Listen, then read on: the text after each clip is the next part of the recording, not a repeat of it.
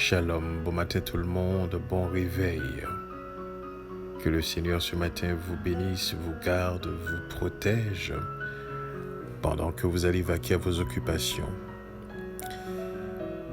Et si en ce jour c'est votre anniversaire, nous voulons vous souhaiter joyeux anniversaire. Soyez bénis, soyez contents, soyez heureux, soyez conscients. Et si vous êtes seul, eh bien, vous n'êtes pas vraiment seul puisque Yeshua, dans sa parole, et nous vous le rappelons chaque matin, a dit « Je serai avec vous tous les jours. Je suis avec vous tous les jours jusqu'à la fin du monde. » Donc, vous n'êtes pas seul. En dépit de toutes choses, vous n'êtes pas seul. En dépit de notre immaturité spirituelle, nous ne sommes pas seuls. En dépit de nos oublis, nous ne sommes pas seuls. Notre inconscience, nous ne sommes pas seuls. Il est là avec nous. Il est là dans toutes nos déboires, nos difficultés, nos circonstances. Dans tous nos soucis, nos inquiétudes, il est là. Et il est grand temps à ce que nous puissions prendre conscience de sa présence, que nous puissions grandir dans la conscience de sa présence et que nous tenions compte dans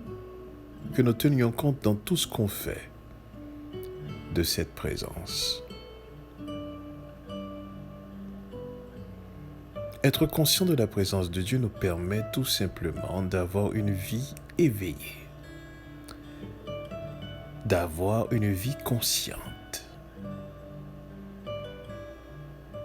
d'être toujours en mesure de réagir, d'interagir, d'agir en connaissance de cause. Nous ne marchons plus dans l'ignorance lorsque nous sommes conscients de sa présence. Et bien souvent, dans nos actions, réactions, interactions, vous allez remarquer que c'est parce que nous ne tenons pas compte de sa présence. Voilà pourquoi nous, par moments, parlons des choses qui dérangent, que nous avons des réactions qui dérangent ou des actions qui dérangent. Parce que nous ne sommes pas conscients de sa présence.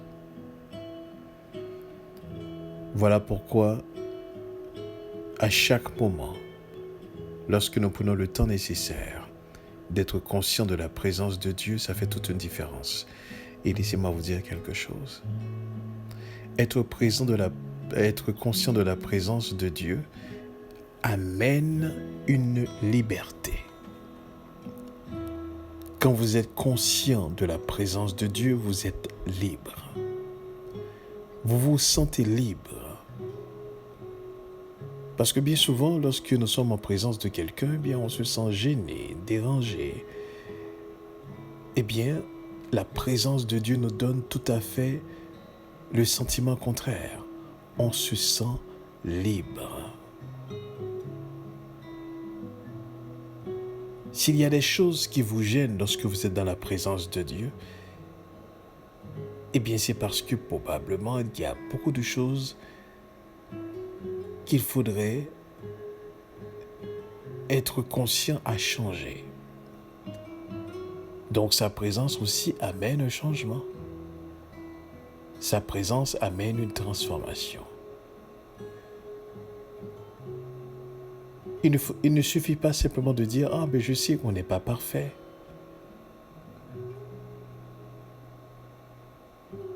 Ou du moins encore de dire « On est humain. » « Oh, mais c'est normal, on est humain. » On est appelé à progresser, à nous découvrir et à être transformé. Donc sa présence nous amène sur un terrain où est-ce que nous sommes conscients de nous-mêmes, conscients de nos faiblesses, et tout notre être crie pour un changement.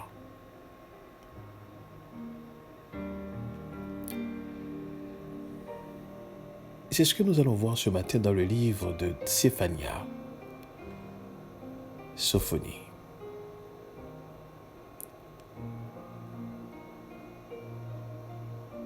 Et il est dit ceci dans le livre de Sophonie au chapitre 2. Rentrez en vous-même, examinez-vous, nation sans pudeur, avant que le décret s'exécute et que ce jour passe comme la balle, avant que la colère ardente de l'Éternel fonde sur vous, avant que le jour de la colère de l'Éternel fonde sur vous. Cherchez l'Éternel, vous tous humbles du pays, qui pratiquez ses ordonnances. Recherchez la justice, recherchez l'humilité, peut-être serez-vous épargnés au jour de la colère de l'Éternel.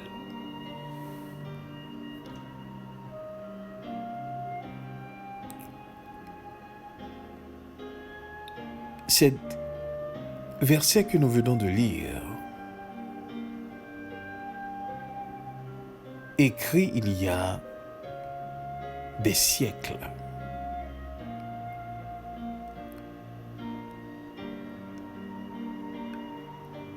ces versets prennent forme dans ces derniers jours et ces versets vont se concrétiser dans les jours à venir.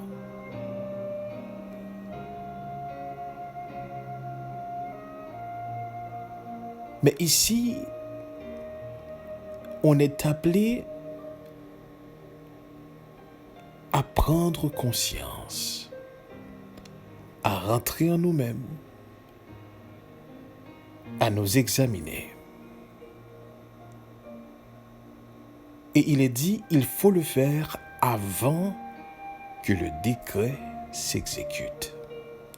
Ce qui voudrait dire, au moment que le décret s'exécutera, il n'y aura plus de possibilité de faire ce genre d'examination.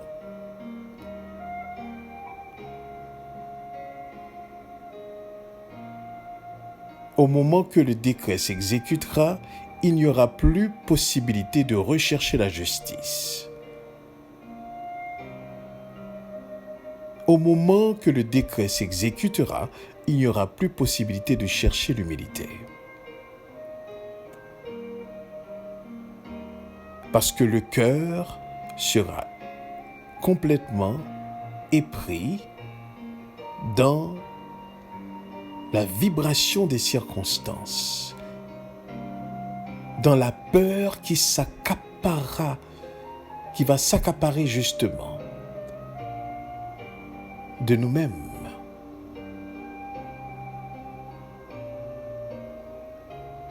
Les cris qui vont se dresser devant Dieu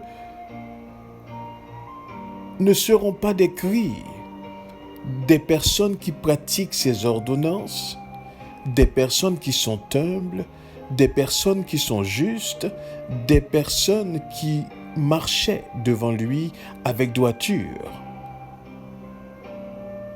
Mais ça va être des cris des personnes qui ont peur. Peur de ce qui se passe, qui ont toujours eu peur de perdre leur vie, peur de mourir, peur de la faim.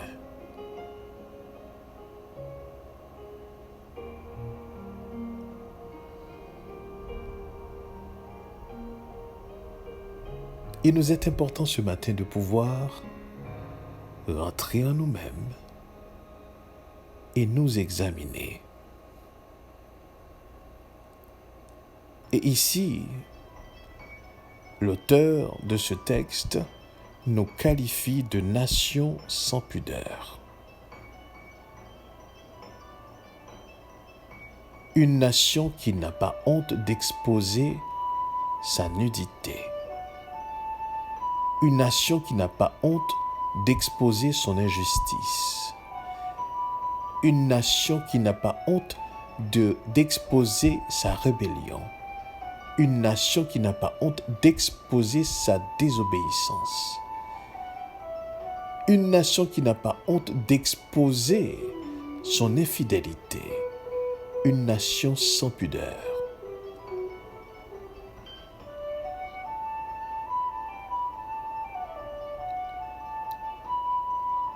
Rentrez en vous-même. Examinez-vous avant que le décret s'exécute et que ce jour passe comme la balle. Et ici, il est question, lorsqu'on parle du jour de l'Éternel, j'aimerais préciser, on ne parle pas ici d'une journée de 24 heures, attention. Car bien souvent, le jour de l'Éternel va résonner dans notre tête comme une journée de 24 heures. Et on va avoir cette impression, eh bien, le jour de l'Éternel, ça passera. Le jour de l'Éternel est une période, est un temps, un moment où est-ce que le décret souverain, ici c'est le roi qui parle, c'est le souverain qui parle, avant que le décret s'exécute, ce qui est arrêté, ce qui doit arriver, ce qui est prévu, ce qui est exigé. C'est la souveraineté du roi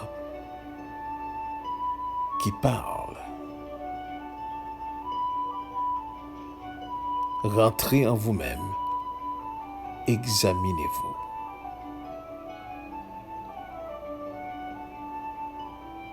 Bien souvent, nous attendons une situation pour que nous puissions prendre conscience. C'est ce qui s'est passé le 12 janvier 2010. En tant que nation, lors même que je ne vivais pas l'événement, mais j'étais quand même témoin de la réaction, de l'interaction des gens, que ce soit les gens du pays ou les gens externes, à l'extérieur. Cet événement a eu tellement d'impact lorsque tu étais dans des lieux publics et que tu rencontrais des gens et que c'était des Haïtiens. On avait une compassion l'un pour l'autre, d'entendre toutes sortes d'histoires. Ceux-là qui ont perdu toute une famille, ceux-là qui ont perdu des frères, des sœurs, des pères, des mères, cousins, cousines, des personnes qui ont perdu des amis précieux. D'une manière ou d'une autre, de manière directe ou indirecte, tout le monde avait subi une perte. Et dans ce malheur, tout le monde ressentait de la compassion l'un pour l'autre. On s'encourageait.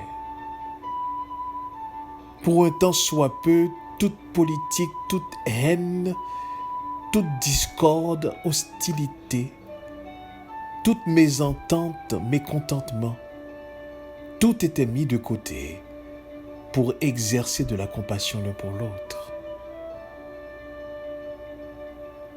Mais ce fut un événement malheureux qui nous a amenés sur le terrain de la compassion.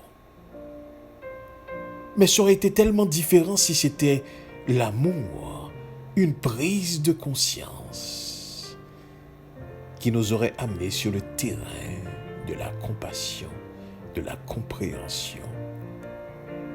Voilà pourquoi ce matin le texte dit « Rentrez en vous-même, examinez-vous ». N'attendez pas l'exécution de ce décret pour le faire. Parce que laissez-moi vous dire quelque chose. Notre Elohim, notre Dieu, ne considère pas les repentances qui sont faites en rapport avec les circonstances du temps. Il sonde les cœurs et les reins et il sait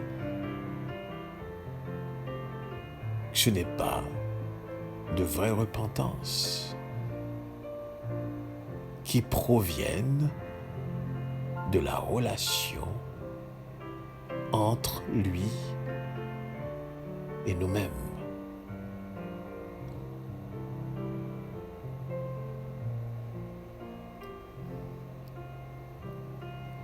Rentrez en vous-même, examinez-vous pendant qu'il est temps. Réfléchissez sur le cours de votre vie. Prenez conscience de ce qui est important. Regardez-vous aller à travers le temps et posez-vous la question, suis-je sur la bonne voie? Fais-je ce que j'ai à faire? Est-ce que je me conduis comme je dois me conduire? Est-ce que j'exécute vraiment ou est-ce que je suis en préparation d'exécution de la mission pour laquelle j'existe? Rentrez en vous-même. Examinez-vous avant que le décret s'exécute.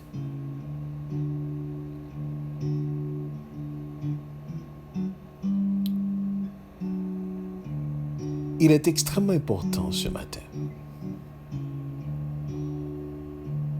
que nous puissions porter attention à nous-mêmes à travers le temps devant Dieu.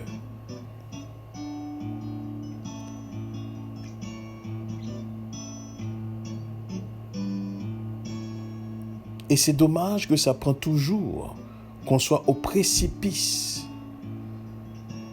qu'on soit au bord du gouffre pour que nous puissions prendre conscience qu'on va tomber. Et à ce moment-là, on est accaparé de sentiments d'impuissance, d'incapacité. Et c'est à ce moment-là que nous crions au secours et à l'aide. Sans tenir compte que nous avons été avertis. Et c'est en vain que nous attendons d'être secourus.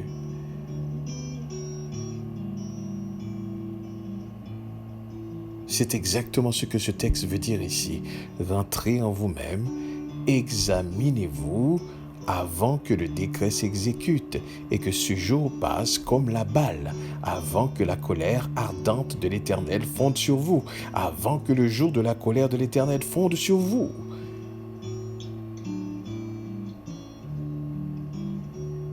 C'est maintenant qu'il faut rechercher la justice.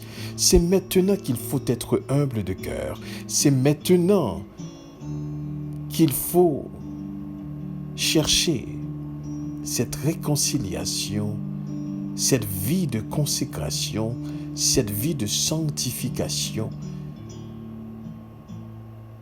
cette relation avec Dieu.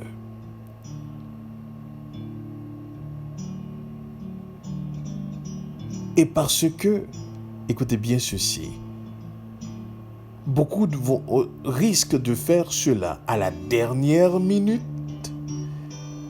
parce que beaucoup risquent de faire cela dans des moments vraiment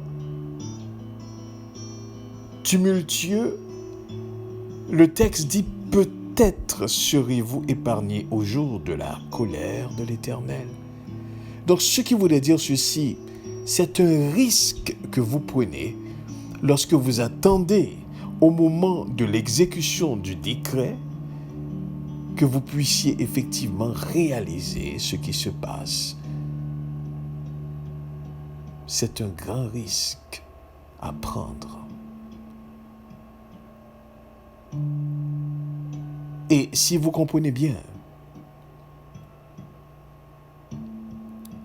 notre Dieu, Elohim, n'a pas de hasard dans l'exécution de sa volonté, dans ses plans. Donc quand l'auteur ici dit peut-être vous serez épargnés, c'est pour démontrer le risque de le faire à la dernière minute.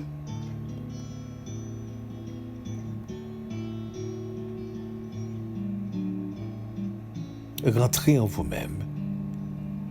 Examinez-vous avant que le décret s'exécute. Lorsque vous attendez, lorsque vous comprenez et que vous voyez un danger imminent qui s'avance sur vous, et que vous comptez sur Dieu en rapport avec cette vision, il vous met en abri sûr. Il constitue un refuge. Il vous dirige vers des endroits, vers des eaux paisibles.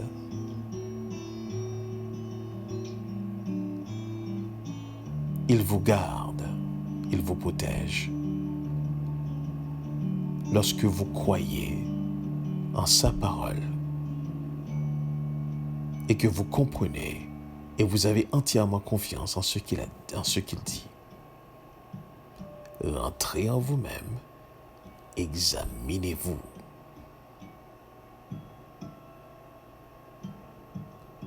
Ou continuez-vous simplement à vivre la vie de tous les jours? C'est pour cela que plusieurs sont surpris par la mort. C'est pour cela que plusieurs sont surpris par des événements parce qu'ils se confient dans la vie de tous les jours, dans les routines de cette vie, sans jamais prendre le temps de rentrer en eux-mêmes et de s'examiner.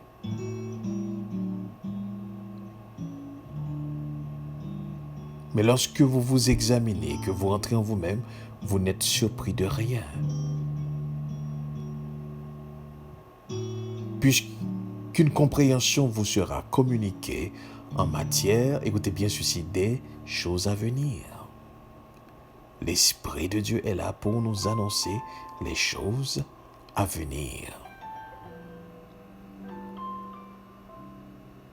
Rentrez en vous-même, examinez-vous avant que le décret s'exécute. L'enfant de Dieu, le croyant, ne peut pas regarder les événements du temps et non plus l'interprétation de ces événements de la même manière que le reste du monde.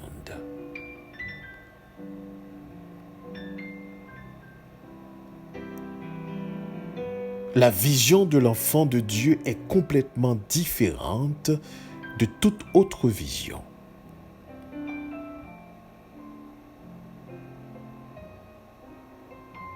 Lorsque vous parlez avec des hommes qui ont une certaine connaissance, ils vont parler en matière de leur connaissance. Lorsque vous parlez à des hommes qui croient dans leur science, ils vont vous répondre en matière de leur compréhension de leur science, de leur croyance en fait. Lorsque vous parlez à des hommes qui ont une certaine croyance religieuse, ils vont vous répondre selon cette croyance religieuse. Mais l'enfant qui marche dans la vérité, dirigé par l'Esprit de Dieu, eh bien, il va vous parler selon la vérité, selon l'Esprit de Dieu. Et c'est là qu'on est rendu aujourd'hui. Nos paroles sont telles de la part de l'Esprit. La compréhension exercée, est-ce la compréhension de l'Esprit de Dieu? La vision que nous avons, est-ce la vision que Dieu nous communique, l'Esprit de Dieu nous communique? Notre compréhension de l'avenir, notre compréhension des circonstances, notre compréhension des situations autour de nous-mêmes, est-ce une compréhension qui provient de l'Esprit de Dieu? Comme ça a été communiqué à Asaph, lorsqu'il dit au psaume 73, lorsqu'il est entré dans le sanctuaire et qu'il puisse regarder le sort final des méchants. C'était sa situation et il a eu la vision finale en rapport avec cette situation.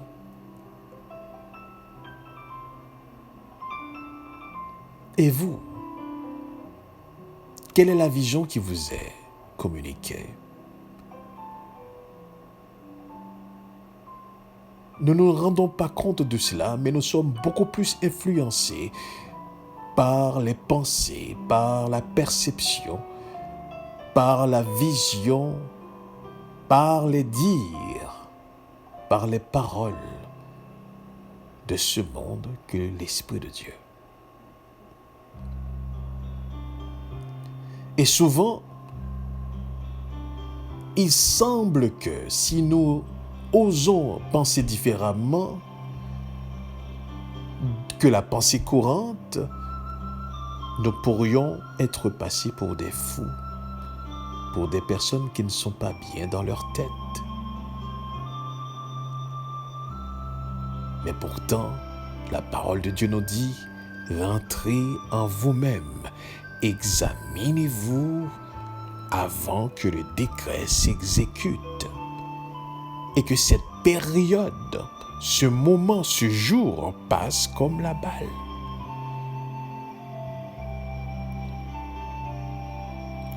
Une fois que vous êtes à l'intérieur de cette exécution, il n'y a plus moyen de pouvoir faire cette introspection, cette examination. Il n'y a plus moyen de pouvoir réfléchir parce que vous serez envahi par des émotions, par de la peur. Et l'Esprit qui nous aide à pouvoir procéder justement dans notre être, ces moments ne sera plus là avec nous. Nous serons laissés à nous-mêmes.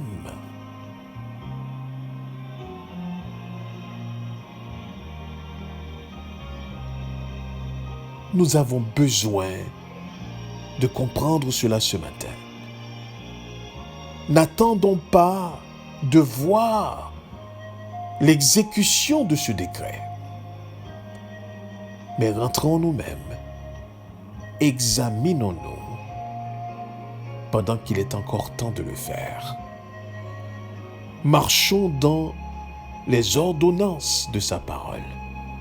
Laissez l'Esprit de Dieu nous diriger. Laissons l'Esprit de Dieu nous diriger et recherchons la justice. Recherchons l'humilité. À chaque jour,